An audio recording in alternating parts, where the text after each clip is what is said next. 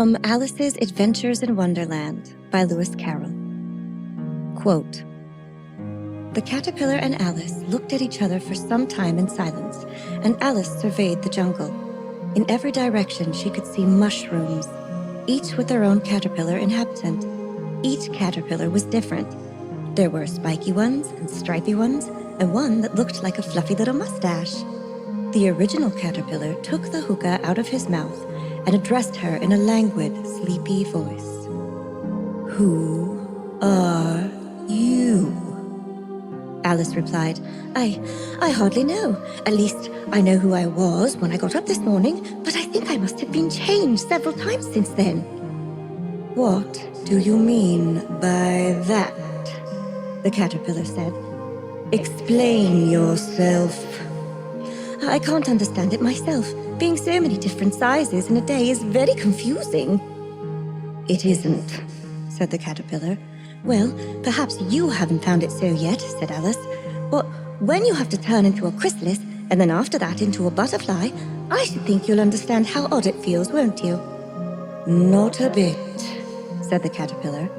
"Well, perhaps your feelings may be different," said Alice. "All I know is it would feel very odd to me." For some minutes, it puffed away without speaking. But at last, it unfolded its arms, took the hookah out of its mouth again, and said, "So, you think you're changed, do you?" "I'm afraid I am, sir," said Alice. End quote.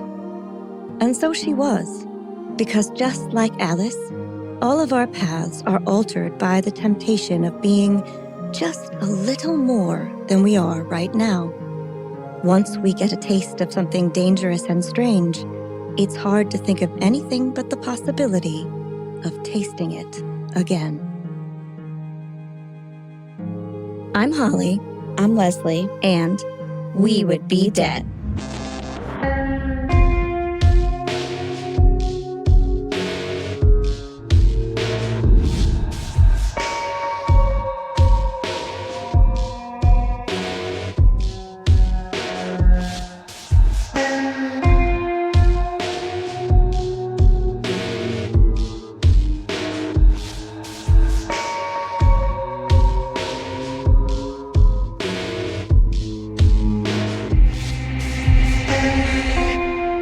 Leslie. Hey, Holly. Hey, Beans. This week we have our Thanksgiving episode. Oh, yeah. Part one. Part one of it, anyway. Oh, yeah. Part one. Woohoo! Because this is a two-parter. Oh! Yay! I was hoping.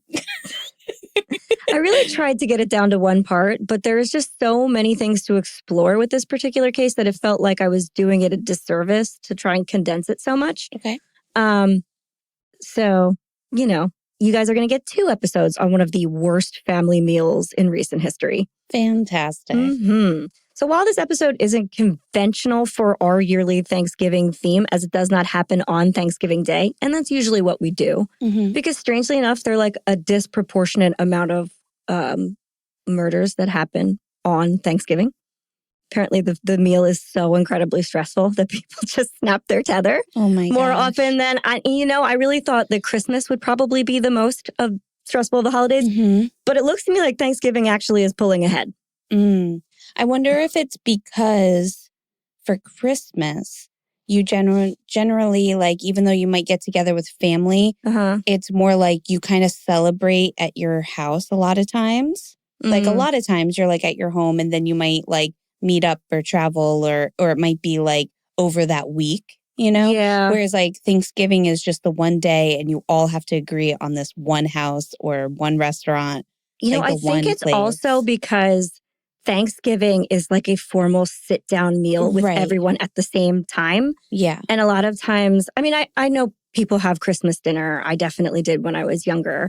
But it's kind of like more spread out, I feel. Like, when you don't have a whole bunch of toys and activities to keep you busy. The other thing. It's not the only focus of the day. Christmas, there's like presents and things and crafts and cookies and people are kind of like, can be distracted by other things. But on Thanksgiving, you literally only have that meal that you're going to sit down with and face all of your politically weird relatives. And then, shit goes down. It's also a lot of waiting because you come over early and you might have a football game. You might have other things going on. So there's a lot of alcohol that gets drunk. There's a lot of alcohol. And also a lot of times the work is kind of heaped upon one or two people. Yep. And then they're just staring at their husbands or wives, whoever, in you can feel resentful because stuff is going on. Right. I mean, I guess it's just the pressure cooker. Taking a nap.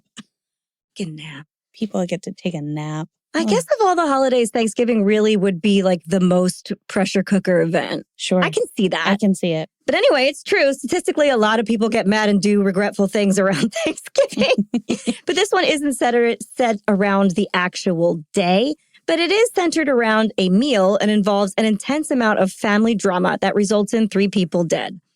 So in a way, I think that applies. Sure. And the meal in question is one that I serve exclusively at holiday time, so it ticks that box too.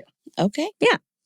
Now, if you haven't already guessed, this episode and the next, we will be covering the Leongatha mushroom lunch murders. Ooh. What a fun title. I have researched a lot of poisoners and poisons, as anyone who's listened for any length of time will know. And in the grand tradition of such, we are talking about a woman perpetrator this week. It's always a lady when there's poison, which I'm used to. But this is the first mushroom case I've come across, I think. Yeah, which is strange. Right. It kind of is. They feel like the most accessible kind of. Like, you can go pick them in the woods. They're right there. I know. Probably in your backyard. Could be. I mean, in this part of the United States, you can find them. But I don't remember coming across them before. That's so wild. Yeah, if I'm wrong, you guys definitely let me know. But it felt new to me. So it was really interesting to dig deep into the history and toxicology of today's star, the death cap mushroom.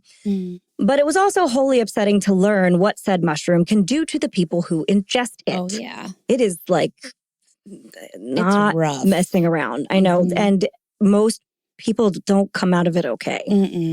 And other poisons, I also feel like there was a higher survival rate. Like when we talk about like nightshades, you can survive quite a bit of nightshade poisoning, and there are antidotes to it. When we talk about, other mineralic poisons and stuff, this feels only really comparable to like chemical nerve gas type agents. Yeah.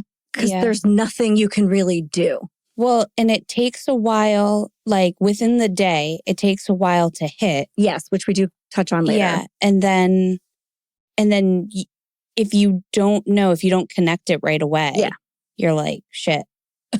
which is something I talk about in a few minutes. But yeah, okay. I don't know. It just feels kind of original in that it is botanical, but also like so directly lethal that it's not comparable to other poisons we've talked about in the past. So I found that to be very interesting. And as someone who cooks mushrooms a lot, I can say that this one left me a little queasy and paranoid. Same. Right? You're like sitting there cooking dinner and you're like, oh no. I don't know if I could trust anything anymore. And in my whole life, I mean, I make mushroom and sausage stuffing for Thanksgiving and I'm like cooking those mushrooms like, well,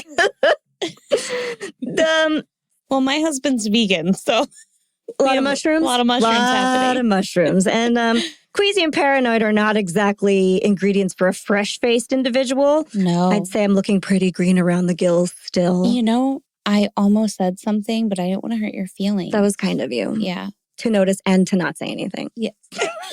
It's the best of all possible worlds. I was concerned, but I didn't want to be mean. Yeah. Perfect. Now I've tried to bring a little color back into my cheeks, but nothing seemed to work. I guess I could try improving my sleep habits and lifestyle, but that really sounds like a lot of work. Too much. Too much work. Personally, I'd rather try a super secret ingredient I've been hearing whispered about as of late. Oh. I've heard that all I need are just a few precious drops of validation, a hill worth dying on. Was it that whisper? It was a perfect delivery for this week. Oh, perfect. You nailed it. Great. Absolutely. And best of all, our fiends can give us this ingredient totally free of charge. But how? But how, you must be asking yourself and me.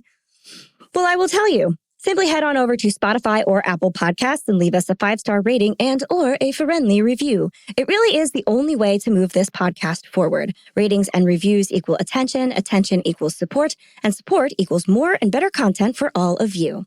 Yeah. But if you just can't wait for more We Would Be Dead in your life, don't worry, you don't have to. Yay! You can support us over on Patreon. There, for just a few dollars a month, you will gain access to our entire catalog of 30-minute horror movies. You should especially check out Thanksgiving and Thanksgiving 3 this time of year. Yes. Both experiences you'll never forget. Never. You also get access to our special mini-sodes, our weekly after-show Host Mortem, which is available in both video and audio formats. But now I think we kept video and audio. I have to ask you like every week because we've been changing it. Okay. So maybe you want to see our faces. Just like one or two that it didn't work out. Yeah, we tried it. Maybe you want to see our faces. Maybe you don't, but both are okay. You'll also get a special gift in the mail from us, the opportunity to participate in giveaways, which I think we're trying to get some up, gearing up for the holiday season. Sure. We have some holiday merch you guys should check out. Maybe we'll do some giveaways on that. You'll get some special merch deals, an on-air toast dedicated just to you, and more. We also have more exclusive content in the works for you, our beloved patrons. Just last week, we delivered a lengthy deep dive into the romantic life and origin story of Mary Shelley that left both of us forming thesis statements for essays we'll never be asked to write. Exactly. We were like, I would kill it in college with this. I know. And then I watched the new Frankenstein. I haven't watched it yet, and I'm really upset about it. And that left me with even more thesis ideas. He does change the story. No, I understand, but after hearing like your retelling of it and reminding me of the book version, and then seeing his version and certain things were, because getting to see like Victor on screen and the way that Oscar played it. Handsome Victor. I know. But it just, I felt like he did a good job in certain areas. Sure. And it brought me back to certain things that you were saying. And then I was like, oh, I could better see how certain characters might have been developed. You know, just like, I haven't watched yet, but from what I can see, he captured the like essence of it very, very well. Yeah. So I'm really looking forward to that. Maybe we can have a little like live where we talk about it with some of our patrons. Yeah, I would love to. That would be super fun, you guys. We haven't done that in a long time, but I think we might be ready to try again. Yeah. Okay, so we'll put a pin in that. So our Mary Shelley patrons only episode was wild and informative and super fun. And we hope you guys enjoyed it as much as we did because we had a great time. I know. It was great. We also have played some fun horror movie, what if style games that we did a piece on for our patrons that were also a blast to record over on Patreon. So if any of those things sound like something you would enjoy, get in there and become a patron today. And if you are already one of our beloved patrons, please let us know if you have anything you'd like to see or hear from us. We love requests. We can't promise we'll do them all, but we do love them. We do? Yeah. In all honesty, we are here thanks to our patrons, so come on over and be part of the We Would Be Dead family. And if all of that is a little too much for you, you can simply follow us on social media. We are at Would Be Dead Pod anywhere and everywhere you get your content. You can like our posts, share our posts, like and share our posts. That's a good one. Definitely a good one. Mention us anywhere. Leave us a comment. Post about your favorite episode. Let us know when you're listening. Tell a friend. Tell a neighbor. Tell that one distant family member who you can't quite figure out why they're still invited to Christmas. Maybe they're like an uncle's ex-wife or a cousin of a cousin or something. They're fine, but like, why are they here? Don't they have their own family? Aren't they missed somewhere? What's their name? Yeah. I don't want to offend anyone. Shouldn't be anyone in our family's reach at all? No. All right. Probably Aunt Mary Sue. Aunt Mary Sue. Like, she's nice and she always brings something, but I can't really figure out why she's at Christmas. And I don't know why we still call her aunt. Yeah, nobody knows. She's not an aunt. But she's fine. Because her uncle has dated like 3 people after her. Yeah, already. Absolutely. He's been married twice again already. Yeah. But she always wears like a festive vest or turtleneck or something. Sure, she's like in it. Yeah. So tell her, then your friends and Aunt Mary Sue can become fiends and we can all hang out together. That's like our spin-off crafting like series. Yeah. Aunt Mary Sue. Well, I literally just imagine her wearing one of those festive vests, like you said, but like she made it. Absolutely. With iron-ons and stuff and puffy paint. Yeah. Oh, yeah. And that's like and she probably has things that like we've given her. For sure. At, like holidays as children, just like little. She still wears like the earrings we made and stuff. Yeah. And she wears them every year. It. every year. Yeah. And as we get older, we're like, Aunt Mary Sue, you gotta go. Put him away, man. Thanks for the casserole. You gotta get over us. This is weird. And my uncle. She won't. She won't. She won't do it. Now she's going to come to our podcast gatherings. She always brings really good liquor. So. I know. Aunt Mary Sue is technically a good time. She does great cocktails because she took a class. When we show up in a live event, both dressed as Aunt Mary Sue, you guys will know why. Well, I think that's all I have in the way of news and weird stuff before we begin. Leslie, do you have anything else to add? Well, Holly, this week, I don't. Oh, man, you got my hopes up so much. All right, then. On with the show. On with the show. Oh, it's a sad one this week.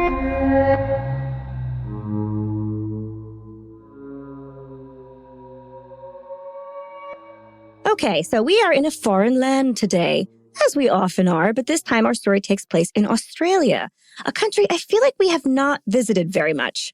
I was trying to think back to other Australian cases, and I don't think we really did more than a couple, if we did any. Well, we did one, right? The dingo woman. We didn't cover that whole thing. We only briefly talked about it. We should do that. Wasn't there another woman? Wasn't there a woman? I think that we covered. Pauline Parker and Juliette Hume red are hair, right? Maybe. I think they're Australian. Yeah. Oh, a couple. Again, there's only we have hundreds of episodes, and only a couple of them have been in Australia. Mm-hmm. So it's fun to go back there. Australia is pretty close to the United States in the way their justice system works. Thank God. It's really hard to find others with totally different rules. The country is also divided into states, much like America is, and everyone speaks English for the most part, so it wasn't too difficult to decode this episode. We won't have any kind of giant cultural barriers. And frankly, it was a joy to pop into this area and not have to talk about terrifying wildlife. Yes.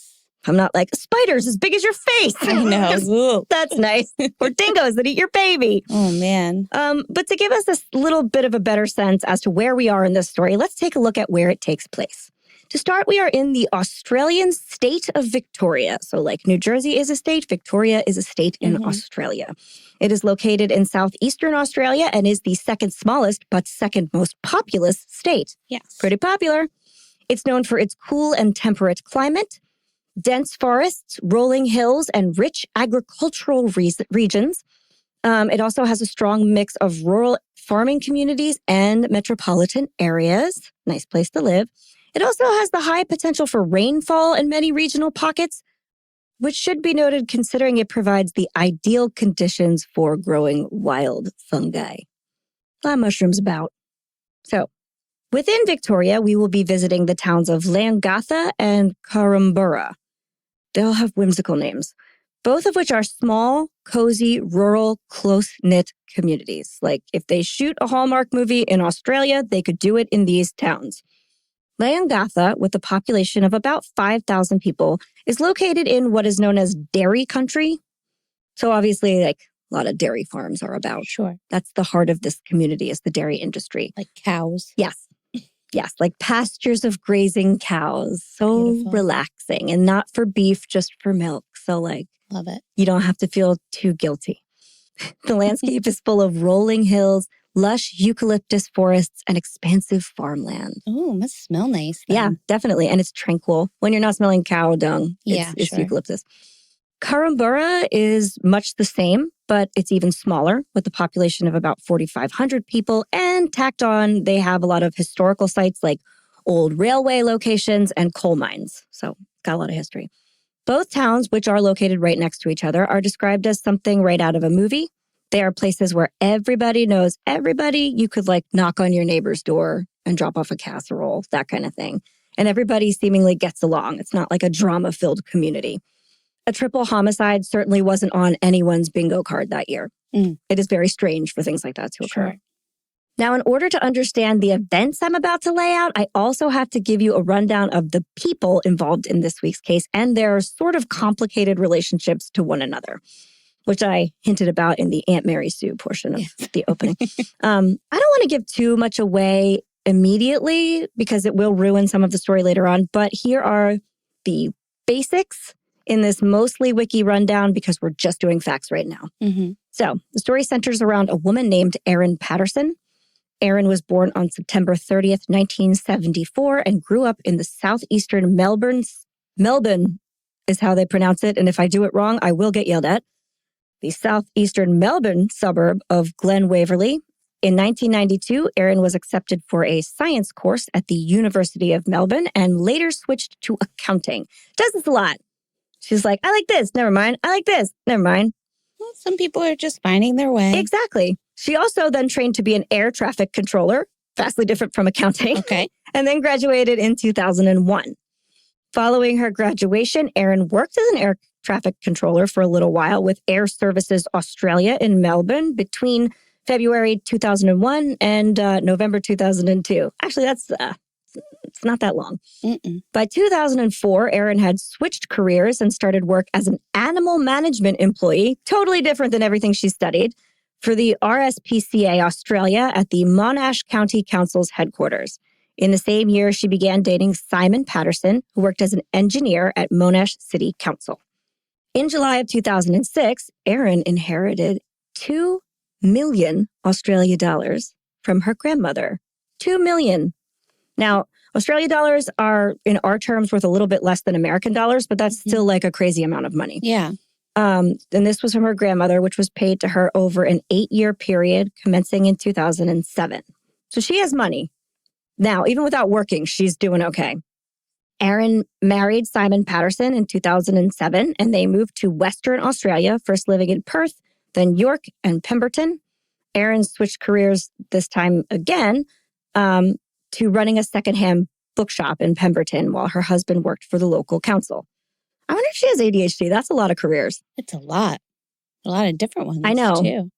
I mean, like, just 2 hobbies. It's easier. Yeah. Well, But I feel again, like running a secondhand bookstore is a hobby. she has all that inheritance money, though. Like, what does she care? Right. But like over 2 million, a little less than, so 2 million over 8 years. Mm-hmm. That's still considerable. Yeah. Her husband is working full time and she's working at these various Yeah, I mean, careers. I guess that's like a decent salary, a yearly salary in a way. They're pretty comfortable, okay. I would say. But wait, there's more. So Simon's parents are Gail and Don Patterson, and they enjoy a close relationship with the couple. Now, while living in Western Australia, Erin gives birth to their son, and he also becomes really close to Simon's parents. Prior to the birth of their daughter, Erin and Simon relocate yet again to Coonawarra, Victoria, or Currumbara? Oh, I'm confused. No, this is Coonawarra. They just are very similar names. To be closer to Gail and Don. According to Simon Patterson, Erin had bonded with Don over their shared love of knowledge and learning. Don was like a consummate learner. He always liked to learn new things. And she also said that she liked his gentle nature. The Pattersons attended a Baptist church whose pastor, Ian Wilkinson, was married to Gail Patterson's sister, Heather. Heather and Ian also form a friendly relationship with Erin during her marriage to Simon. Now, in 2011, Erin's father died from cancer, and in 2019, her mother also dies from cancer. So Erin is now an orphan. She and her sister inherit her parents' estate, which includes a $900,000 beachfront retirement home in Eden, New South Wales. Erin's share of her parents' estate allowed her and Simon to provide interest-free loans to his 3 siblings and their spouses to buy homes. So remember that there is now money involved. Right. These are loans, not gifts. But she's just lending everybody money all over the town. And technically it was from Erin's inheritance. This is her money she's lending to these, her in-laws. Also, I had to just look it up. So she's getting around, like, before taxes. Sure. $20,833 a month. That's a lot of money. For those 8 years. That's a lot of money. It's enough to be perfectly comfortable and probably not need a job. Yeah, it would be $250,000 a year. So she's doing okay without any work or her husband's job. So she can just go run a bookstore if she wants. It doesn't matter. Sure. But everything wasn't sunshine and roses. Erin's relationship with Simon began to deteriorate following their birth of their first child. This is like a slow unburn, if you will. The couple underwent several short-term separations before reaching a financial settlement and long-term split in 2015. Following their separation, though, Erin and Simon shared custody of their 2 children and remained friendly co-parents. They would still even go on like holidays together as a whole family. So they were seemingly committed to keeping their family unit together. think Erin was really committed to getting her husband back. Okay. I don't think this was something she wanted. I think it was something he wanted. And did you say why they split? They just weren't getting along anymore. Okay. We'll go into some more of this after some reveals next week because I don't want to give away too much right away. But let's just say their relationship kind of fell apart. Okay. Erin remained in contact after the split with Dawn, Gail, Ian, and Heather, claiming that they were the only family she had, which is pretty true. I mean, she has her sister, but I guess she doesn't count. Yeah. Okay. So before we launch into the events, let's talk a little bit about these family that she has. Okay. So Don Patterson, who was in his early 70s at this time, was Simon's father and Erin's ex-father-in-law. Erin lived in Leongatha, and Don was from the neighboring town of Kurrumbura. He was a quiet, steady, and deeply principled man. Don was widely respected in his community. He was known for his reliability, calm presence, and fairness. He was the kind of man people described as dependable and gentle. Don belonged to the Kurrumbura Baptist Church community and was beloved by many, but cherished the most by his grandchildren, with whom he enjoyed a close and loving relationship. So, Simon's parents, Don and his wife, Gail, often babysat for the kids. And when the parents were at work, they would have them. So they really spent a lot of time with these children. Don was seen as someone who lived a life of quiet service, a man who kept routines, followed rules, and supported others whenever he could. Then we have his wife, Gail Patterson, which was around the same age. She was Simon's mother and Erin's former mother-in-law. She was also from Kurrumbura. Gail was described as warm, maternal, and deeply devoted to her family.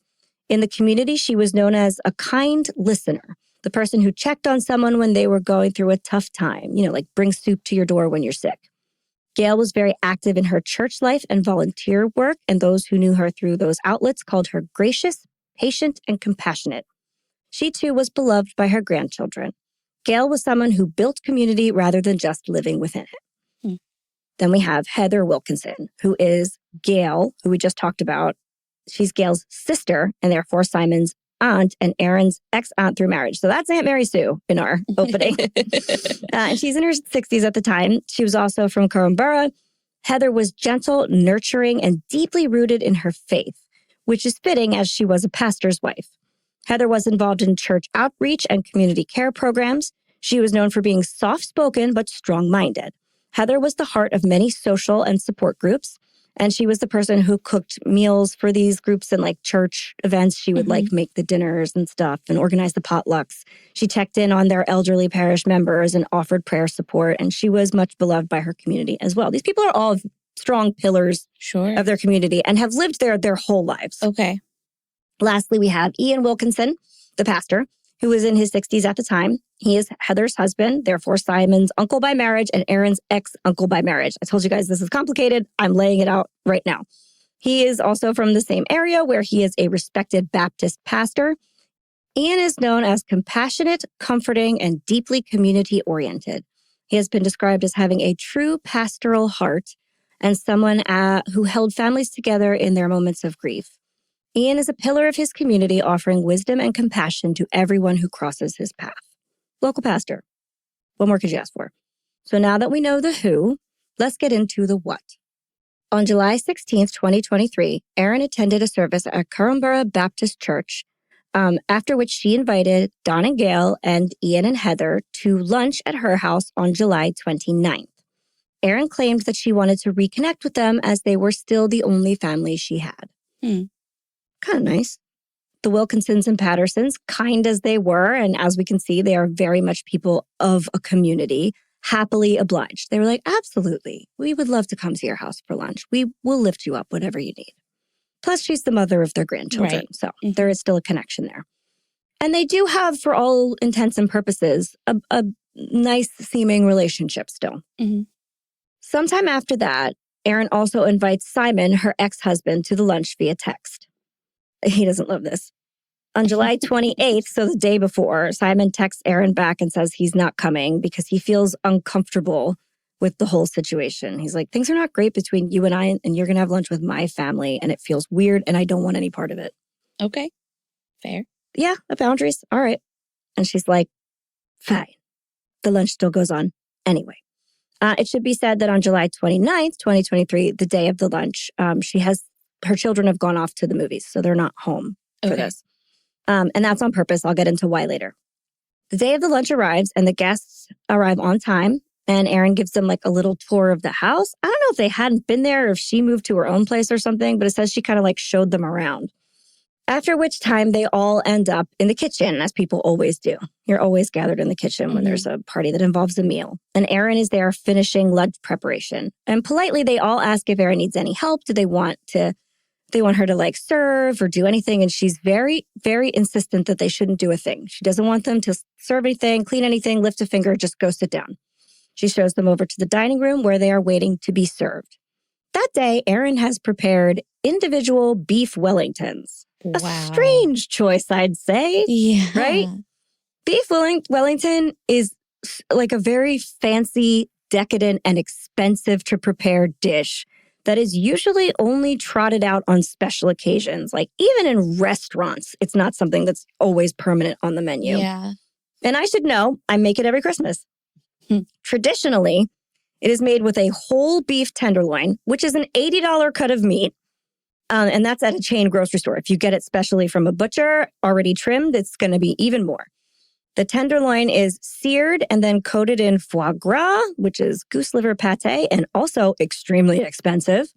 Then after the foie gras, you add a layer of mushroom duxelles, which you also have to make yourself ahead of time. Mushroom duxelles are finely chopped mushrooms, usually white button mushrooms, garlic and shallots and herbs that are all sautéed in oil. They smell so good. Mm-hmm. It's like the best smelling thing in the world. When the product is finished, duxelles are kind of like a smearable paste. It's like little tiny pieces of mushroom, but you could just like spread it on something. Kind of like an olive tapenade consistency. Right. That's what I was thinking, like kind of like a little crostini. Exactly. That's exactly what they are. So then after you put the duxelles over the foie gras, you wrap the whole thing in puff pastry and bake it in the oven. Once removed, you are supposed to cut thick slices and serve them individually to people. Now, there is a lot of debate about it being strange for Erin to make smaller individual beef Wellingtons instead of the full tenderloin. But trust me, that is not weird at all. I do not know why people make a big deal about it. I mean, that's actually how I've made it. That's how I make it too. Okay. And honestly, if you Google beef Wellington recipe one time, you will come across more recipes for individuals than whole tenderloins. Like the Williams-Sonoma recipe is for individual ones. Yeah. It's rare that you see someone do the whole tenderloin. Well, because if you do get it at a restaurant and that's what you're inspired by, it's usually personal. Personal. I mean, some places will do a slice, but it gets cold. You have to kind of serve it immediately. Right. So really, I mean, I get that there's a reason she does it this way, but it would not, if you received that as a meal, you wouldn't be like, it's weird, it's not a whole tenderloin. Yeah. It would not be noteworthy at all. No. The whole tenderloin is very heavy, hard to gauge the cook time of. And again, like you have to serve it immediately or somebody has a cold piece, which is not that good. Mm-hmm. So the individuals usually using a small filet mignon are way easier and more cost effective. I have done both. Mm-hmm. I made the whole tenderloin only once. It is a nightmare. Just to say. I think I've only done a vegan one. Okay. Yeah. I've had salmon too. That one was delicious. But that would have been with a big mushroom. Oh no, been like a portobello or something? Yeah. Okay. But it definitely does feel crazy that she made something so extravagant and involved for a midday meal. It's not a lunch thing. Yeah. But I guess her guests were probably more excited than confused. They're kind of like, wow, this is really special. And it is delicious. Right. It's as good as it sounds. Also, if this is the first time they're coming over her house and it is like she wanted them to come and see, she's trying really to do something. Treat them. Right. Yeah. So again, it's a lot, but it wouldn't necessarily be suspicious to a guest. Also, she sounds like a lot. So she is so it's probably right up her alley. They're like, this is Erin. I'll describe Erin a little more in the next episode, but you are correct. It definitely feels crazy that she made that for lunch, but I feel like there had to be an easier option too. Like you could still impress people with something a little easier. Leslie, maybe you have a little advice for us here. If a friend of yours was hosting a luncheon for their extended in-laws and they wanted to make a dish that included their favorite ingredient, let's just say mushrooms, what would you suggest they make? I mean, there have to be other options, right? Yeah. I mean, I guess like you can first go like soup route. You can do like a creamy mushroom soup. With a little sandwich. That's so good for lunch. Maybe like a beef or mushroom stew. So you can still add like the beef in there. Also like wild rice and mushroom. I like that. That's good. Like a little risotto or something. You can also even, if you wanted to do like a stroganoff. That's like... Yeah, that's still cozy. Very optional, More like pass around the table and stuff. Those are good options. Mushroom and spinach quiche is nice too. You can even make them into individual hand pies if you wanted to. She could have done a little brunch. That would have been lovely. Yep. Mushroom fried rice is so easy. And delicious. And then sandwich-wise, like maybe like a mushroom and Swiss melt. Ooh. That might be good. I love mushrooms. This is making me a little sad. And if you like wraps, like a chicken and mushroom salad wrap or like a veggie hummus wrap with mushrooms. That would be good. Right? Yeah. Like there's lots of options. Yeah. See, she could have done any of those things, but she chose this ungodly, extravagant meal. And maybe now that I think about it a little, maybe she really just wanted something they would clean their plates of. Oh. Because like you don't get that often. That's a really special treat. Sure. I don't know. Still, that's a lot for lunch. So that day, as they gather in the kitchen, Erin begins to bring everything out. So she plates the Wellingtons individually, like on the plate, and she brings the plates to the table. And other people say this is weird too. That's how I serve them. They're really bulky and clumsy to handle with a spatula or a serving spoon. And dishing them up tableside or having your guests dish them up for themselves would result in at least one of them dropping. Yeah, you would absolutely hand these out. Yeah. Plated, right. Yes. Because people are like, oh, she put them on a plate. I'm like, no, you would definitely do that. Yeah, there's no weirdness happening yet. I don't think so either, but people like to make a lot of those things. Okay. What is noteworthy, however, is that she served her guests on large gray plates and herself on a smaller orange plate. So her portion is on a different color, different size plate. That is notable. The case has been made that perhaps the gray plates were like a set of 4 and they were her nicer plates and she wanted to use them, but she just used an odd dish for herself. Sure, Jan. Okay. I mean, we don't have to overthink why she used a different plate No, there color. are reasons. But if we're still operating under the fact that it's not weird, it could be because of that. Yeah, like if that's the only thing, I don't think anybody at the family table right now would be like... But also, you have all that money and you don't have a table setting for 8? Yeah. That's wild. Well, maybe orange is her favorite color. Maybe. And she was like, my plate is orange because I like orange. Yeah. I don't know. After she brings them all their plates to the table, she brings over serving dishes of mashed potatoes and beans to be passed around family style. I personally serve sauteed asparagus with a balsamic drizzle or a green salad with this particular dish because it is so heavy. But to each their own, I suppose. That's just a tip from me to you. This is free advice. Sounds like she just gave up after she made it. She was like, mashed potato. No, in a traditional like Englishy pub style, which Wellingtons, I believe, are from England, you would have like a dollop of mashed potatoes and stuff. Yeah. It's personally, it's so fucking heavy. Yeah. It's like having an anchor in your stomach. Yeah. So the meal is served. They all say grace. Remember, there's a pastor in attendance. And then they eat. And they fucking love this meal. It is delicious. They even, like the women eat, I want to say 3/4 to half of theirs because it's big and heavy. And their husbands clean their plate and then they eat the rest of the wives. Oh, wow. So the food is gone. It's for her credit, Erin made a very delicious beef Wellington. Okay. It was good. And they do make mention of that. They all kind of laugh about it afterwards. They're like, oh, we had to play cleanup for our wives. Ha ha ha ha. And then the rest of the meal passes without incident. They seem to have a pretty good time. When they're all finished and the dishes are clean, Erin doesn't finish hers totally. She puts the rest of it in the fridge. She tells them that she brought them there because she has been diagnosed with ovarian cancer. And she wants them to advise her as to how she can break this news to her kids, who she has sent to the movies, so they're not here for this conversation. So they are very concerned for her. She had some conversations with her, with Dawn and Gail about I'm getting some tests done. I had to have a biopsy. So they weren't totally shocked, but they didn't know that it was definitely cancer. That Ian steps in as the pastor to advise too. And they say, listen, you should just be upfront with your children and tell them the situation, but be supportive and explain that you're doing everything you can and we will be there for you as much as possible. Then they suggest they all pray together, which they do. And then Erin's guests all leave. Okay. Cool. The following morning, though, all 4 of them wake up in extreme gastric distress. Originally, they are vomiting and have diarrhea, but it's not going away. And Don and Gail are like, I think we have pretty bad food poisoning.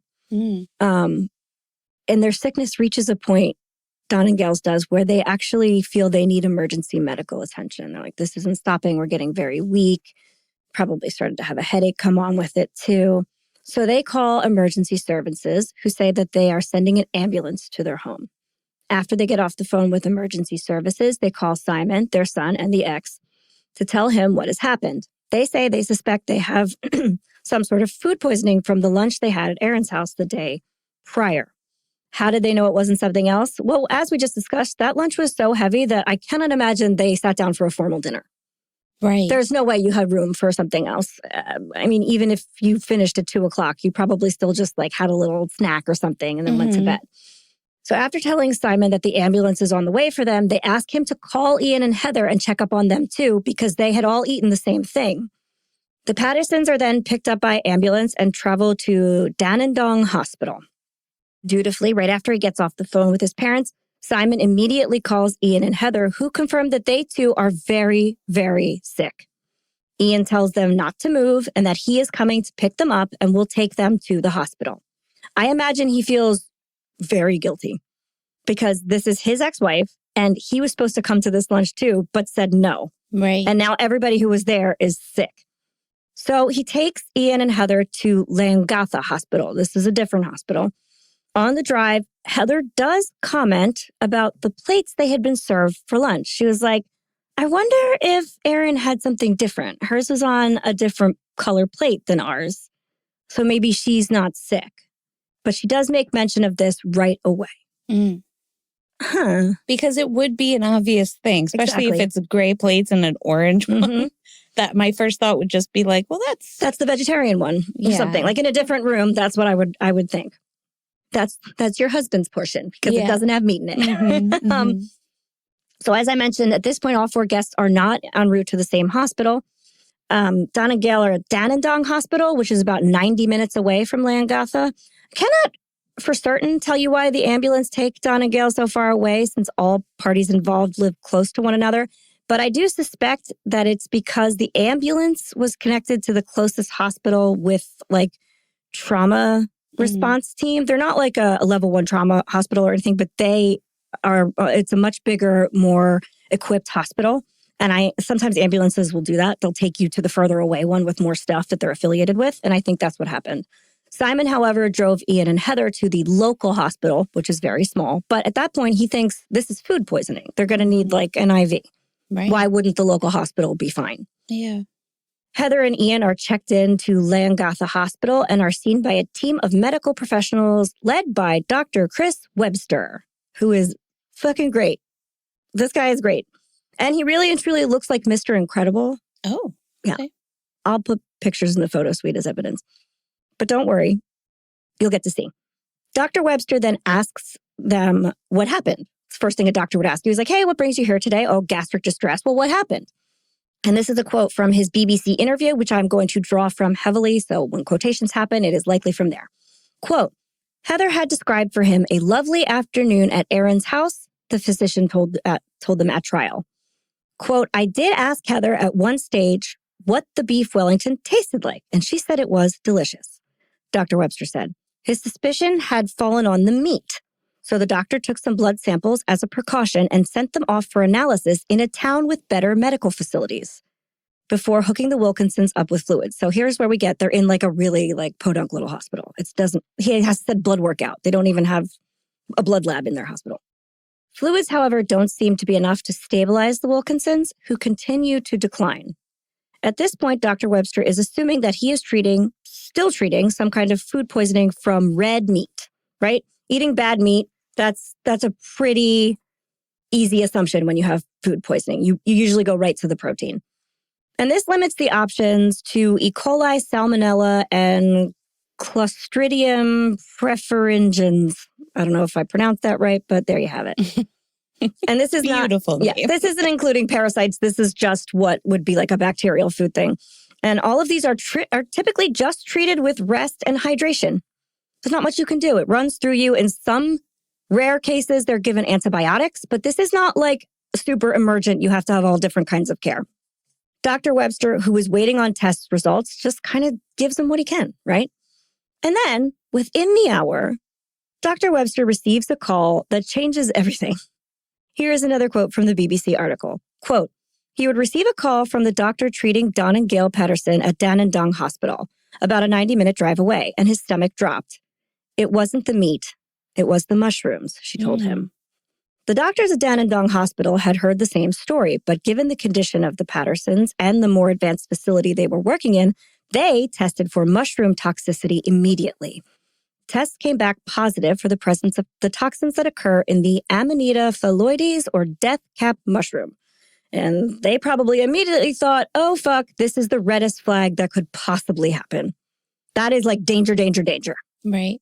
Now, to be very clear and transparent, only the men would ever test positive for the actual mushroom toxin. But everybody tested positive for like its effects. Mm-hmm. But because the testing was done past the point wherein the toxin could be detected in the women, if you recalled our lunch conversation, the men ate more than the women did. That's probably why they didn't have enough in their system to test positive at that point. However, since they all consumed the same thing, it was very reasonable to declare that all 4 people were poisoned by the same substance. So just to be transparent. The doctor at Dandenong Hospital went on to say that Dr. Webster's, quote, patients were on the precipice of an irreversible slide towards death, end quote. Well, that's jarring, isn't it? Really could never have gotten worse news. But obviously this doctor was right because death caps are not something you can consume and maybe be fine. No, they are the deadliest mushroom in the world. If they don't kill you, you're still going to be changed for the rest of your life because you ate one. Amanita phalloides or death caps are responsible for 90% of mushroom-related deaths in the world. So there are other mushrooms that can hurt you, but 90% of deaths are this one mushroom. And it takes less than 1 cap to kill a full-blown adult, so you don't really have to eat much. The death isn't quick either. It's agonizing and protracted, as you hinted at in the last section, and deceptive. It should be noted that symptoms problematically don't show up for 6 to 24 hours after consumption. Yeah. It can be a full day. Mm-hmm. And at that point, there's nothing you can do. It's already it's there, man. Mm-hmm. And after 24 hours, I mean, they do give everyone activated charcoal and try to pump their stomach. But like, what is that exactly doing? They've been throwing up and having diarrhea. There's probably nothing left. So here's the general breakdown of the phases of death cap poisoning, just so we're all on the same page. The initial phase 1, happens within 6 to 24 hours, and that includes severe abdominal pain, violent vomiting, and watery diarrhea, which leads to dehydration and electrolyte imbalance. So that's what they all came to the hospital feeling initially. And then phase 2 is the latent phase. This occurs 6 to 36 hours, overlapping with the first phase. And at this point, symptoms disappear for a little while. You kind of feel better. So you feel like you threw it all up, and now your food poisoning is gone. It pretty much exactly mimics the path of food poisoning, right? And the patient may feel fine, but they are not fine because the toxins are actively damaging their liver and kidneys during this time. But you're not exactly feeling it, so you're probably not being treated for it either. So dangerous. Then the third phase is the hepatorenal phase. This happens 2 to 4 days after consumption or even up to a week. The liver and kidneys begin to fail, leading to jaundice, confusion, low blood sugar, internal bleeding, seizures, coma, and eventually death. It is just like violent organ shutdown. Yeah. So it's really rough. And this would explain why the Pattersons and Wilkinsons were rapidly declining in front of everybody's eyes. The Wilkinsons, who Dr. Webster was treating, didn't just have tummy aches. They were in active organ failure at this point in time, which is assuredly stage 2 or the beginning of stage 3, which is already like pretty far gone. Wow. It's majorly dangerous. Now, if a patient gets to stage 3 on the death cap poisoning scale without effective intervention, a liver transplant is basically the only means of survival. Yeah. And the small local hospital that they were in was not equipped to do that. or put them on life support or intubate them or anything. They could not really keep these people in the condition they needed to. They could not support them effectively. So, quote, Dr. Webster immediately changed tack, beginning treatment to try and salvage their failing livers and preparing to transfer them to a larger hospital where they could receive specialist care. So he's like, I got to get them somewhere else really quick. Calls for a transport. And he is confirming with the other doctor this whole time. They are in communication.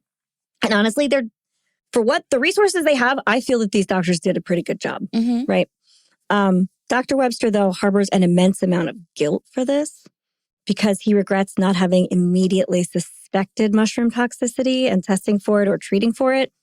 But I would urge everyone to cut him like a little slack. Because in a small local hospital, it is highly unlikely that Dr. Webster had come across anything like this before, right? I mean, he probably learned about it in medical school, but the chances of him seeing it in action, pretty slim. We know that in the United States, for example, mushroom toxins and most like murder poisons are not screened for in like a compulsory way. If you come in sick or a body comes in having died, they don't immediately test for poison. Right. You have to ask for it special. They're not included in like a general toxicology or food poisoning screen either.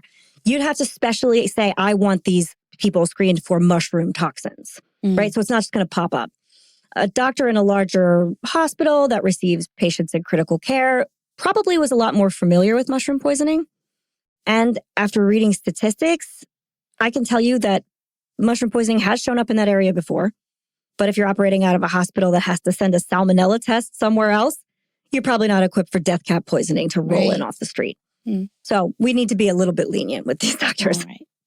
So what we can say thus far is that mushroom poisoning is not exactly common, but strangely enough, it is more common now than it ever has been in both Australia and the United States. Why? Well, it's actually pretty interesting. Death cap mushrooms, we're going to do a little history, are not indigenous to Australia or the United States, or half the places they live in now. They're not supposed to be here. They are native to Europe, but Europeans have a nasty habit of trying to colonize the entire world, and then they bring all their stuff with them. Right. By the early 1900s, mushrooms similar to death caps had been reported on the east coast of North America, and they definitely got there unintentionally.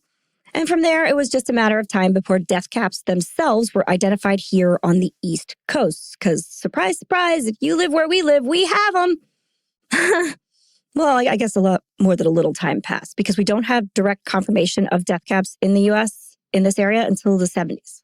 Right. So this is relatively new for everybody. Remember, though, this is just when they are confirmed.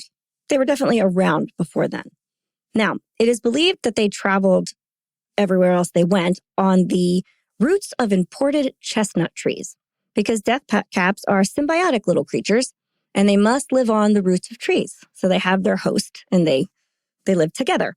Their toxins are actually meant to protect both their little mushroom selves and their host tree's roots from being eaten or otherwise destroyed by animals, which is kind of sweet. Yeah. Because they bring something to their relationship, you know? Sure. Like they're not as big as a tree, but they're going to protect them. Yeah. All right, way to go. So, from their new home on the east coast of North America, death caps learned to live on the roots of oak trees and various conifers, which they had never had before. So, the species kind of mutates, right? You're like, ooh. Like, we could live here. I like this. A little acorn and a pine cone. Yes. It's like a chestnut, kind of. It's fine. Scientists believe that these mushrooms were introduced to the United States more than once. So there are several different mutations of the species, and they've all developed ways to survive on these various host trees. So they're sturdy little guys. From there, these new adaptable death cap mushrooms made it to the west coast of North America. And then in the late 20th century, the importation of American hardwoods started to get really popular. Okay. Which sent those little bitches all over the place. And if the climate was a place that supported chestnut trees, oak trees, or coniferous trees, they were able to make a pretty comfortable home there. Specifically, they made it to Australia on oak trees. But they were late to the game. There are some briefly mentioned death cap sightings in the 60s, but death cap deaths were not formally reported in the area we're discussing until 2012. Okay. Well, as I mentioned, this is new, and then it kind of goes gangbusters. They were still relatively scarce for a while until 2021, at which point they started popping up everywhere. People were finding death caps in botanical gardens, in local forests, even in their backyards, and in some cases in corners of their homes. Oh. Foragers began showing up at local hospitals a lot more frequently, having unintentionally poisoned themselves. Mm-hmm. But why? As we established, death caps weren't common in Australia for ages. And in fact, you'd have been hard-pressed to find one, even if you were a skilled forager. Why were they suddenly everywhere?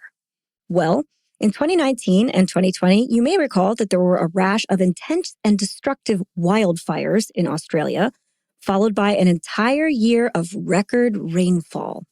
Apparently, these conditions are terrible for people and koalas, but they're excellent for mushrooms. If you think back to our Jersey Devil episode, you'll remember that the Pine Barrens, a forest of death and fire, thrives very well in similar conditions. Right, yeah. So it was just the perfect climate, and they just went everywhere. Okay. Yep. Because of their growing invasiveness and inherent danger, scientists, citizens, and amateur botanists began reporting death cap sightings in Australia on ecological websites like iNaturalist. So if you see one, like you said, or I don't know if you said this yet. Anyway, if you see one, you're supposed to tell someone. Yeah. So they had these like forums where you would be like, okay, I saw one here, I saw one there. And then when they're spotted, a team of professionals would voluntarily go and destroy them, take them away. This is going to come back later, but back to the story. After calling in the Patterson's transport, Dr. Webster's day took another interesting turn. At the very moment the bell rang yet again from the front of the hospital. Man, that's a little country hospital if they still use a bell. Yeah. Like, ding, ding. Dr. Webster went to respond to the call personally, because I guess this hospital also doesn't have triage. It's just the doctor going to the window to ask people. Okay. And from behind the security window, he sees a woman. He asks how he can help her. And she says she's having some gastric problems. He asks for her name, and she says, Erin Patterson. This was a light bulb moment for Dr. Webster. In his BBC interview, he recalled thinking, the penny dropped. It's the chef. The little bell. The little bell. Exactly. He's standing there digging. I know. He's like, oh, shit. There's like literally a light bulb above his head. Yeah. So Erin claimed that she was having like some diarrhea issues, but her condition didn't really match everyone else's. Like she walked up and was like, have a little poopy. I have this shit. Yeah, exactly. Everyone else was like, oh, we're dying. Yeah. So apparently she had told her children earlier in that day that she didn't feel so great. And then she texted Simon, the ex, to be like, can you take me to the hospital? Which was a bold move, I feel. And he said, you can take your damn self to the hospital. I have other people to worry about. Okay. All right. Fair enough. I kind of agree. So that's what she did. She drove herself there in the afternoon. So this is the next day. What she did in the morning was did a little shopping, and for lunch she gave her children the leftovers from the night before. Wait, I'm sorry, what? We're going to get more into that in a few minutes, but just keep it in your mind. And I will remind you that the people who are experiencing poisoning at this point are like in multiple organ failure. Right. I know the timeline is weird, but it's not this weird. And she doesn't have her kids with her at all. Initially, Dr. Webster is gravely concerned for Erin and her kids, having immediately made the connection between her and the 4 others. He just assumes that she's in imminent danger, even though she looks fine, and he wastes no time in asking more questions. He says immediately, like, I suspect that you and your guests are all suffering from life-threatening poisoning from toxic mushrooms. And he expected this to be a bombshell. Normally you'd be like, oh no! But Erin was like, well, that's terrible. Okay. And then he's like, so where did you get these mushrooms that you put in your beef Wellington? And she said, Woolworths. What'd she say? Woolworths. Is that a store? Mm-hmm. Okay. It's like a grocery store situation. It's like a Wegmans. Mm-hmm. And this is the beginning of the end for Erin, whether she knew it or not, because without any police involvement, she had already given herself away. Dr. Webster paused for a moment. This answer was very, very strange. Had she just said she foraged for those mushrooms, he'd have chalked it up to a heinous accident and never looked back on the matter at all. That, as we established, was something people did in that area. Foraging is common. It's like kind of trendy now too. Yeah, that's what I was going to say. That's also the rise. Yeah, it's definitely the rise of like... There's more amateur foragers. Absolutely there is, which I should have mentioned and didn't. So glad it's here. And as we mentioned, there are a lot of death caps about, and they're pretty deceptive looking. So he would have been like, honest mistake, how awful. But that's not what she said. And the death caps are deceptive looking, though. If they were in a package of mushrooms, you may not be able to tell because contrary to popular belief, they are not the cheerful looking red and white Mario mushrooms. Mm-hmm. When you say poison mushrooms, I think that is the image almost everyone gets in their brain. Those like red toadstools. Those are death cap's cousin, Amanita muscaria. You definitely shouldn't eat them either, though, but they're far less likely to kill you. They don't contain the same toxins as their deadly cousins, and the toxins they do contain are water-soluble. So boiling and then discarding the water, or cooking them, or drying them makes them relatively harmless. They're like, they're not going to kill you. The toxins in a death cap, however, will survive just about anything. Temperature, liquids, lack of liquids, nuclear holocaust, you name it. If you eat one in any condition, you are absolutely in big trouble 100% of the time.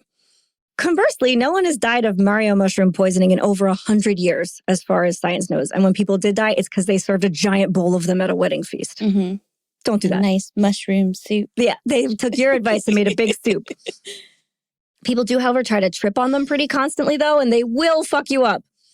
I call them Mario mushrooms because that gives an immediate visual, but they're also, as I spoke of in the overture, Alice in Wonderland mushrooms. Yes. How do I know that? Why? Because they give you Alice in Wonderland syndrome, of course. Mm-hmm. Alice in Wonderland syndrome distorts the perception of things. So when you look around, things, even your own body parts will appear to grow larger or shrink smaller, or your body parts can feel like disconnected, which is just like in the Alice in Wonderland book, and also in Mario games for that matter. They do make you bigger. That's true. Yeah. So, okay. And this sounds like the experience could be kind of weird and fun, but it is definitely not because, oddly enough, I have firsthand witnessed experience of this. It didn't happen to me. My son actually experienced this as a side effect from a medication he was prescribed, and it was fucking terrifying. Oh, yeah. It was so unsettling and scary that it made him throw up. Like your perception is so weird and altered and you're not grounded and you feel like you're not real. It's like terrible. So don't do it for fun. Okay, that's my PSA for that. But I digress. Death caps themselves are a lot more subtle, as we said. They look like baby puffball mushrooms, which sounds cute. Mm-hmm. The color of the cap, the color of the cap can be pale green, yellowish green, olive green, bronze, or white. A lot of options. It is often paler towards the margins, which can have darker streaks. It is also often paler after the rain. The cap surface is sticky when wet, which is so gross, and easily peeled, which is, quote, a troublesome feature, as that is allegedly normally a feature of edible fungi. In other words, they're very easy to mistake when foraging, and accidents do happen.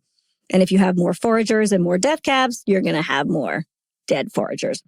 But there is protocol to mushroom foraging. There is things you're supposed to do. And it is certainly not recommended to stray away from the rules for these reasons. So Leslie, perhaps you can tell us a little bit about how you should go about mushroom foraging if you are so inclined. I will never be inclined after this, but you know what? Whatever you want. Sure. Okay. So here are the do's and don'ts of mushroom foraging. Do learn from experts first. Go out with a local mycological society. Is that how we say it? Sure, mushroom society. Or an experienced forager until you can identify species with 100% confidence. The North American Mycological Association and similar groups worldwide strongly recommend hands-on learning. Use multiple high-quality references, field guides, photos, spore prints, and, when possible, expert confirmation before eating anything wild. Keep whole voucher specimens and take photos if you plan to eat something.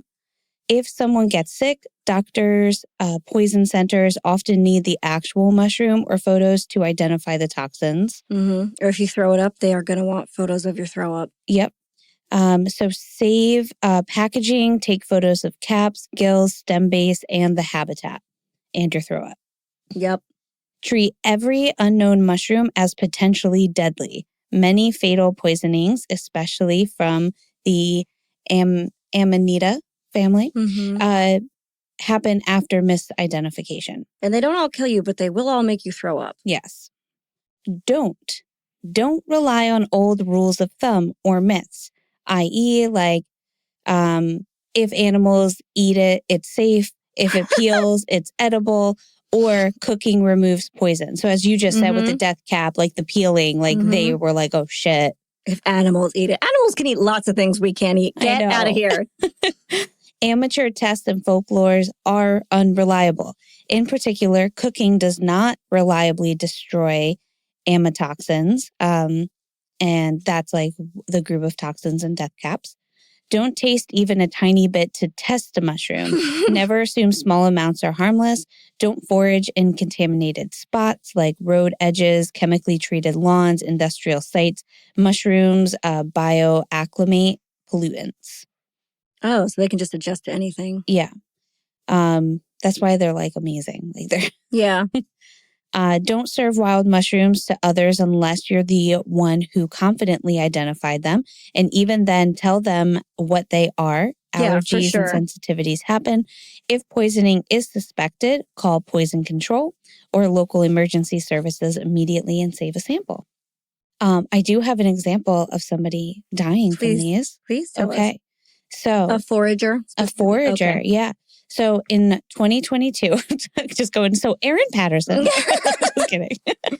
In 2022, Bill Hickman of Windham, Ohio, so this one's in our country. I told you they're here. Spotted some large white mushrooms growing near his home. He thought they were giant puffballs, which are generally safe.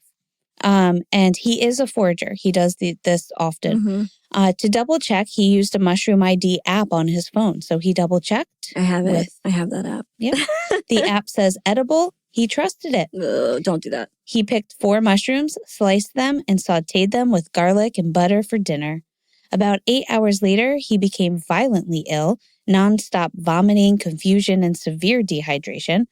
That symptom timing is a red flag for amatoxin poisoning and the toxin found in death caps.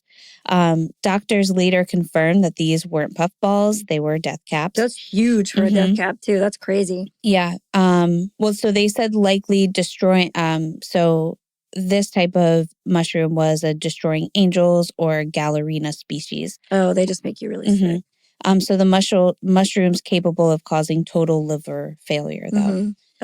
He was rushed to Cleveland Hospital where his liver and kidneys began to shut down.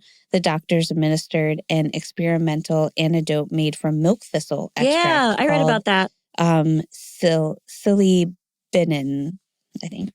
The antidote worked, but recovery was slow and traumatic. He later said that there were a lot of people involved in keeping him alive. Absolutely. Hickman now refuses to pick wild mushrooms. Good. Even when an app labels them edible, he photographs them instead. So I think he actually has books and stuff. Perfect. That with Learn his your photography. lesson. And as a reminder for the whole ordeal, he got a tattoo from the spot where the IV went in. It's 4 mushrooms for the ones he ate and a milk thistle flower of the antidote that saved him. That's really cute. And his story is used a lot by the poison control centers and health officials as like a perfect example of like apps can't identify mushrooms. And honestly, I do have one of these apps and most of them have a disclaimer that it is for recreational use only. You should never use their identifications as an indication of something you can or cannot eat. Right. It is not good enough. The technology is not good enough. Just do it for fun. Yep. So I do have a PSA. Oh, please give it to us. If you're out in the woods this season, remember, mushroom foraging is not a guessing game. Deadly species, especially the Amanita family, including the infamous death cap, can look shockingly similar to harmless, edible mushrooms. There is no myth, trick, or kitchen test that can tell you what's safe. Cooking doesn't destroy the toxins, and even a single cap can cause fatal liver failure. So here are the rules.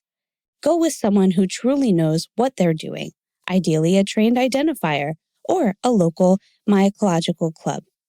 Use real field guides. Take clear photos. And if you're not 100% sure of a mushroom's identity, do not eat it. No. And never serve wild mushrooms to someone else unless you can identify the species with absolute clarity. uncertainty. Mm-hmm. If someone becomes sick after eating wild mushrooms, save a sample and call poison control immediately at 1-800-222-1222. Quick action saves lives. Stay curious and stay safe. And remember, the forest doesn't care what you meant to pick. Thank you, ma'am. You're welcome. That phone number is for the United States. Our international listeners will have to find their own poison control. Yes. Number. I will also add to that, even if a mushroom is something that a field guide says is edible, sometimes there are very specific cooking instructions. Oh, yes. Mm-hmm. Like, you can't just cook it any way you want. Some of them have to be cooked through. They have to be boiled, and then the water has to be drained. Mm-hmm. You have to follow all of the instructions. And so that was a few other stories that I had found. Like, some of them were like they got sick because they didn't cook them enough. Right. There was also a whole story of this place like Dave's Sushi. I think it was in Montana. A whole restaurant, and they had ordered these. I think they were morel mushrooms. Yeah, mushrooms. It was a new thing on their menu, like a new. Oh my God! Like it was supposed to be and those ones have very specific cooking instructions. Sure. But they probably weren't being cooked correctly. Oh, no. And so there were multiple people that were getting sick and having the liver failures. Wow. And I think several people died from that. And that was at a restaurant where you're like getting this menu item from. Wow. Well, maybe if you have other stories we didn't use in this episode, we can tell them to our patrons. Sure. Mm-hmm. So if you want to hear more weird mushroom stories, become a patron. Also, I have to add this. I belong to a Facebook board that is just mushroom identifying. It is I hate to say this, but it's one of the funniest things I've ever seen in my life. It is run by an international team of botanists. So they don't all speak English as their first language.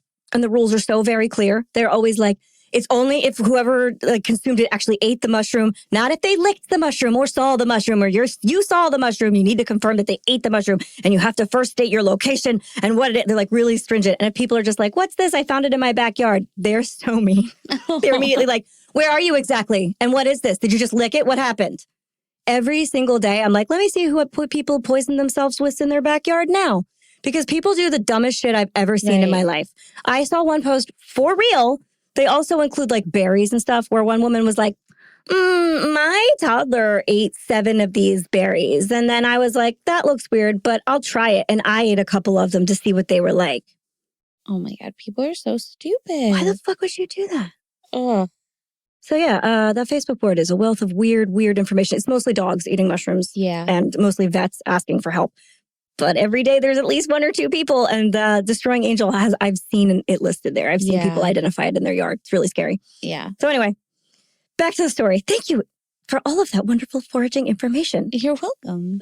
Eating foraged mushrooms, by the way, it fucking terrifies me. I would never. I know. It's too easy to mess up. Well, so I remember several years ago, probably honestly during COVID times, a bunch of documentaries came out for like foraging and like, mushrooms in general, and then foraging them and all this stuff. And I remember sitting there with one of my friends, and like they were considering it. One of their friends had been doing it. And then we were like, oh, we can like go out and do this, and that would be really cool. And then more people were starting to like sell their mushrooms at like stands and things like that. And there is one like reputable source that we have down here that I know of.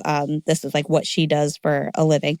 But anyway, I just remember like, oh, this would be like really cool to go out and like identify these mushrooms. And then like maybe there's some that we can like actually eat or like maybe we can like grow them in our yard and all this stuff.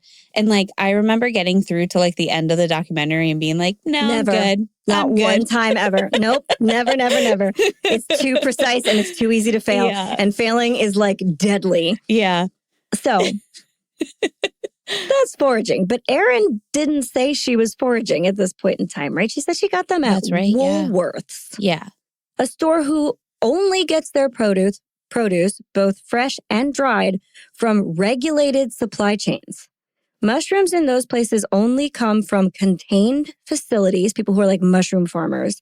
And when you do that, you cannot expose your mushroom to any other trees, plants, or wildlife, because We know how easy mushrooms travel. Their spores are tiny. Anything could get in anywhere and mistakes can be made. So they are extremely stringent and careful about the products that they package and sell. Okay?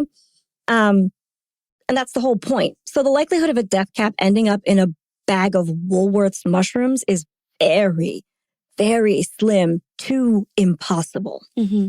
But Holly, you might be thinking, it's not like the average Australian knows anything about Woolworth's mushrooms supply chain or regulations. And you said death caps are easily mistaken for edible mushrooms, right? Yes, I did. And thank you for paying attention. I suppose accidentally getting a death cap at Woolies, as it is adorably referred to in the area, cute, could seem possible to an average Australian if this was the first time that claim was made. But it wasn't.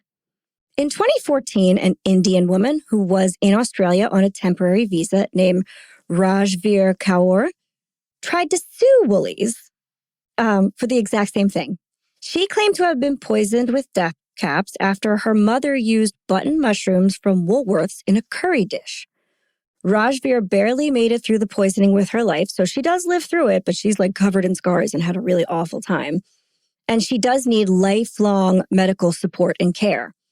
Care that she claims would not be possible in India, so she sued Woolworths and asked to be granted Australian citizenship. When asked for the mushroom packaging from the Board of Health, Rajveer said that it had all been disposed of. She didn't have a single bit left, and the trash had also been taken out, so she couldn't even find it in the trash. So the health department then asked her for her receipt, proof that she got these mushrooms she consumed from Woolworths. And she said she paid in cash and was not given a receipt, so there's no evidence of her purchase at all. I think I read about this story. Yeah. Okay. This is giving the cops and investigators precisely nothing to go on, right? Woolworths, however, was very compliant. A complete investigation of their entire stock of mushrooms and their supply chains was conducted. Every single mushroom in any state was pulled off their shelves and tested. All the supply chains were tested down to the farms where they came from. Not a single death cap turned up. It was determined that the death caps in question had to have come from another source. It was impossible for them to have snuck through and been sold at Woolworths. Especially with 0 other cases coming in. Exactly. Nothing. No other detection anywhere. And this was big news in Australia at the time. They probably also said, like, if you have Woolworths mushrooms, like, have them inspected or turn them in. Like, everybody heard this. And the information, recall. Exactly. And the information about this is very easy to find. And so, as a result of that, Woolworths mushrooms are, like, known to be safe. I think Erin probably was like, well, it's happened before. There's precedent, so I can say that. She didn't really take into account that Woolworths was so very fully investigated. Right.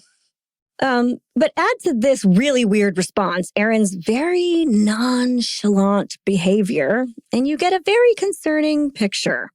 Because she's not concerned about herself. She does not ask about the status of her ex aunt and uncle-in-law, who are like 3 beds away from her in the same hospital and actively dying. And she's also not concerned about her children. Right. Then the doctor's like, your kids ate leftovers. Like, are they okay? What's going on? And she's like, well, they're fine because they don't like the mushrooms or pastry. So I just took the steak out and scraped it all off. And that's all I ate. And they're totally fine. Don't worry about it. This feels like poor logic to me. Yeah. And Dr. Webster is stunned and he's like, you should bring those kids in anyway, immediately. And I'm guessing that was like not the desired result for Erin. She probably wanted him to just drop in, but too bad.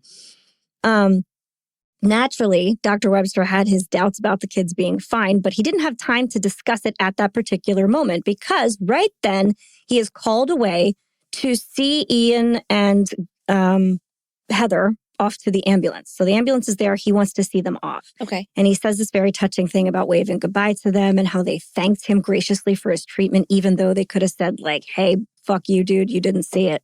But they were so kind. And it was like, this was so emotional and difficult for him. But he does have to step away from Erin for a minute. And in that time, he orders some tests and leaves Erin with the nurses and says, I'll be back in just a few minutes. This is not uncommon in an emergency room. As soon as Dr. Webster was out of the room, though, Erin checks herself out of the hospital right away, signing the paperwork, which you can find online, acknowledging that what she was doing was against medical advice. And then she leaves. And a few minutes later, Dr. Webster comes back to find her cubicle empty, and he's totally gobsmacked. So he frantically tries to call Erin's cell phone because all her numbers would have been on her forms. She's not answering. And at that point, he calls the damn cops, which is the right thing to do. And here's how that call went, according to the BBC. Quote, "This is Dr. Chris Webster from Leongatha Hospital. I have a concern about a patient who presented here earlier, but has left the building and is potentially exposed to a fatal toxin from mushroom poisoning. He can then be heard saying in the call, he can be heard saying all of this in the recording of the call, which was played in full at the trial, and I think you can hear online if you like. He then spells out her full name for the operator and gives them her address. The operator says, 'She just got up and left?' To which he replies, 'She was only here for 5 minutes.' So everybody is dumbfounded. They're like, what the fuck? The police try to contact Erin a bunch of times, still not answering her phone, and they eventually send officers out to her house. At this point, they're afraid that they might find her and the kids passed out on the floor or something, right? They're still scared for them. But about an hour later, Erin just walks right back into the hospital on her own accord, saying she got really overwhelmed and had to go home. Dr. Webster was like, "I'm sorry. What do you mean you had to go home? I told you you might be dying." She said, "Well, I had to feed my dogs and pack a bag, and then I had to have a little lie down." Dr. Webster's eyes are right about to pop out of his head at this point in time, because if you're dying of dangerous, time-sensitive mushroom poisoning, you do not go home for a little lie down. He then begs her to have the children brought in too, but she refuses, saying that this is just going to scare them and they're fine. At trial, she also made sure to note that Dr. Webster was just really rude and yelling at her. And after a few minutes, she realized that yelling was his inside voice. Wow. Yeah, awful. It should be said that if my kids ate a steak that had been baked in the oven with deadly mushrooms all over it, I'd be losing my fucking mind. Because, quote, "the toxins can contaminate any food that the mushroom comes into contact with. So cross-contamination is a serious risk. So if you're going to cook them encased in pastry on top of a steak, any liquid inside of them is going to be on that steak." And for a minute, the statement made me wonder if Erin had actually put her children's lives in danger. But if we remember the conversation that was had at lunch, all the guests' plates were cleaned. The only leftovers were part of Erin's, and she might have made another portion that was untouched. But nothing that the guests at her luncheon ate was served to the kids, I guess, or remained, So her kids were not actually in danger. But Dr. Webster hardly knew that. He did, however, suddenly start putting pieces together. He said, quote, "And it all just suddenly coalesced in my brain. I knew," he tells the BBC, "I thought, okay, yep, you did it, you heinous individual. You've poisoned them all." Unfortunately, he had no proof of anything, really. Right. And his shift was over. So having done everything possible that he could and hoping the police would see the same things he did, Dr. Webster clocked out. Don't worry, though. We do have to say goodbye to Dr. Webster for now, but he does come back for the trial as the prosecution's star witness and absolutely nails it. Okay. But you'll have to wait till the next episode to hear all about that, because this one is going to stop here. Oh. Yes. In the next episode, we will go into investigation and what happens to her victims and all of how things come to light. So that's for next week. Wild. Wild mushrooms. Definitely. Stay away. Guys, please. This whole episode's point was please don't eat wild mushrooms. Please don't do that. I mean, you could think you're really good at it, but you're not. My girlfriend had this huge mushroom growing in her backyard. And it was... Hen of the woods? Maybe, or around chicken. Here. Yeah, chicken of the woods. It's the same thing. People eat them around here a lot. Yeah. And so that was the thing. And I think she ended up going through the right procedures to get it tested and make sure that that's what it was. And we eat that in our house because it makes really good vegan meat textures, things like that. Be careful just pulling it off a tree in your backyard, though. I would never do that. But that I remember for days I was terrified to find out what might have happened to her. I was so scared, but that particular mushroom is also something you have to cook just right, or it can hurt you. Exactly. And it also looks like other mushrooms that will kill you. Yeah. So guys, I cannot stress enough that nothing, unless you're some sort of botanist, is safe. Yeah. You just need to be correct. Yeah. And even you will never see foraged mushrooms for sale in any real store. No. If you are buying foraged mushrooms, you're buying them directly from the person who foraged them. That is the only acceptable way. And then you are still kind of in trouble. Right. There is somebody down our way that does that for a business. But I believe, from what I remember, is that they're fully, I mean, they've also been doing it for like a long ass time. But I'm pretty sure. But I think that they're like a whole ass business, like in and of themselves. I mean, when you do it professionally, a lot of times they have like a farm for it. I mean, if you grow them yourself, there are conditions under which you have to comply. You have to, like I said, you have to keep them isolated from the rest of the outside because the spores travel so much, and other mushroom spores can then travel into the area you've cultivated specifically to grow them in. So it's very fertile, and you don't know what you're going to get. Right. So basically, you need like greenhouses. You can't be outside just growing shit, or you really don't know what you're going to get. Oh, and she does sell them to grocery stores. So then she has to have a regulation. Yes. That's what I was like. I know she has to. Yeah. So if you buy a bag of like something called wild mushroom mix or forest mushrooms in a grocery store, that is not, nobody wandered into the woods and picked those. Right. They are ethically and appropriately sourced from mushroom farms. Yeah. You can't just get woods mushrooms unless you are buying them out of a van, which don't do. And even next week, we'll go on to talk about how Erin does also say she might have bought these mushrooms at an Asian supermarket. And It's just throwing everyone under the bus. I know, but here's what I need everyone to remember. Asian supermarkets are not like mom and pop unregulated markets. They're still supermarkets. Yes. They still go through all of the regulations. You might not be able to read the label, but that doesn't mean it's not totally like on the up and up. Right.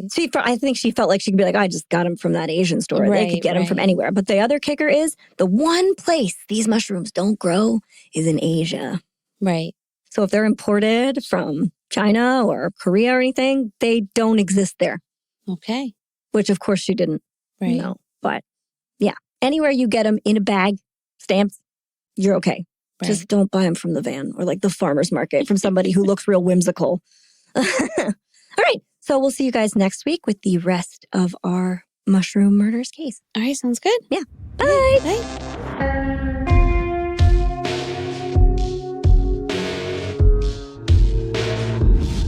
Thank you for listening to the We Would Be Dead podcast. Hit subscribe now to never miss an episode. Rate and review our show on iTunes. Follow us on Facebook, Instagram, and Twitter at Would Be Dead Pod. And join our Facebook group to discuss the podcast and more.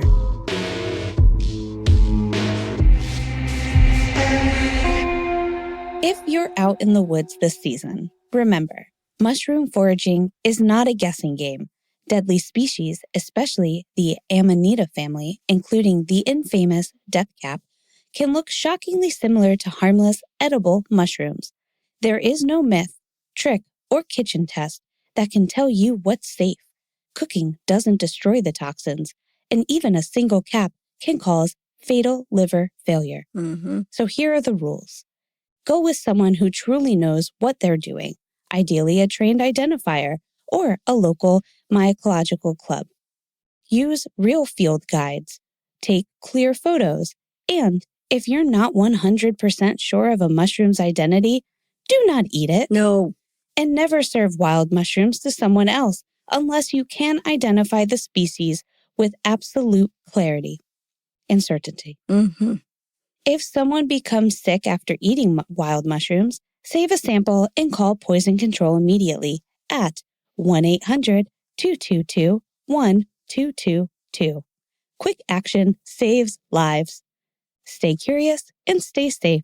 And remember, the forest doesn't care what you meant to pick.